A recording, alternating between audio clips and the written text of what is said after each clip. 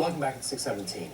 Apple launched its latest mobile operating system, the iOS 8 system, and it has a lot of people talking because of the amount of space it takes up on your phone. 24-hour News 8's Coco McAvoy joins us live in studio this morning to tell us more about the new system. Good morning, Coco.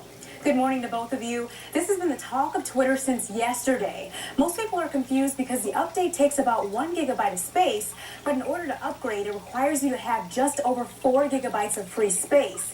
So that means some people have had to delete photos and applications just to get the system.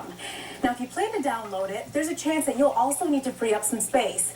To do that, plug your device into a computer and go to iTunes, then select Backup Now to save your photos, contacts, and applications. That process will also make sure you don't free up any space beyond the size of the update. Now, tomorrow, the new iPhone 6 and 6 Plus comes out in stores. We'll be live all morning tomorrow, starting at 4:30, ahead of the release. Live in studio this morning, I'm Coco McAvoy, 24-hour News 8. Brett.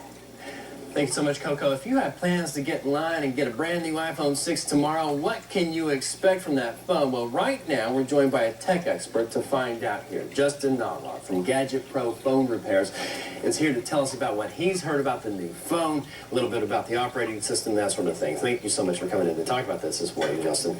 Let's start with the iPhone 6 here. Obviously, that's kind of the excitement. A lot of people talking about it. There's a lot of buzz. Does it deserve the buzz? Is this one worth upgrading to now?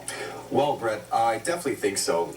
The iPhone 6, what we're working with is it's the thinnest and sleekest handset on the market right now. It's bigger, better, and faster than its predecessor, the iPhone 5S. Most notable is the design of the iPhone 6, which has a 4.7-inch display, up from the iPhone 5 4-inch display.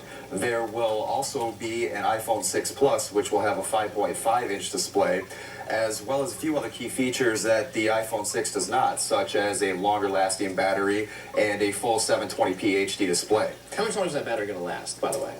It's going to vary, I guess. It really depends on the user in terms of what type of applications and processes you have running. You know, if I'm lucky, I'll get 6 hours out of my battery life, Sure, because I'm using my phone quite a bit here. I mean, is that going to double the amount that you'll be able to get out of it? Well, they say it's a considerable difference. They're saying you're approximately going to get about anywhere from 30 to 40% more battery life out of the iPhone 6 Plus than you will with the iPhone 6. Okay, so I might get maybe 10 or 12 hours out of it versus Terry DeBoer, who'll get about 30 more minutes.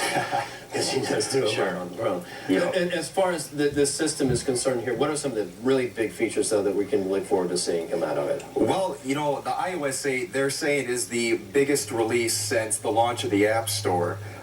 It has hundreds of new features, and I mean, it's jam-packed full of just really awesome things that is going to turn your iPhone 6 into just something that it's never been able to do before. When we're talking about the whole system here, or we're talking about the phone itself, the first thing you notice about it is it's a lot bigger. You have a lot larger size there. Sure. I mean, and a lot of people, especially people that have Androids or Android manufacturers, have been making fun of Apple because they took so long to get here in size. Is that size a really big difference there for the phone? I mean, it is for Apple because, I mean, from all their previous models, I mean, they're working with 4-inch displays and under. So for them to actually stray away from that standard 4-inch display, which iPhone users are so comfortable with, they actually ventured out into the open waters and decided to go with the 4.7-inch display. Real quick here, we want to talk about the iOS 8 for people who just got it, are going to download it. Maybe they have, they haven't. A lot of people complain, like Coco was talking about there, because it takes up so much space on their phone that they have to delete a lot of different photos or videos or even apps. Yes. What do you recommend to do that to make it a little faster and easier? Well, I mean, it's all going to depend on your iCloud storage. I mean, basically what you got is the iOS 8 update in and of itself. If you already have iOS 7.1.2 downloaded, it's only going to take up actually about 800 megabytes of real storage in your phone. But the reason why the iPhone requires so much space for the iOS 8 update is because it needs to be able to handle the compressed and uncompressed files at the same time, which when you add it all together is going to be approximately 4 gigs of storage. But don't worry, because that's not going to be actually the space that it takes up on your phone. Realistically, it'll only take about just probably under a gig. Okay.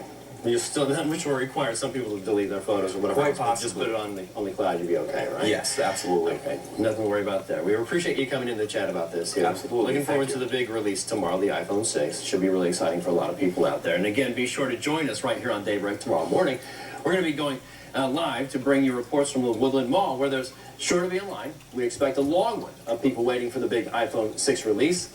That all morning long on Daybreak tomorrow.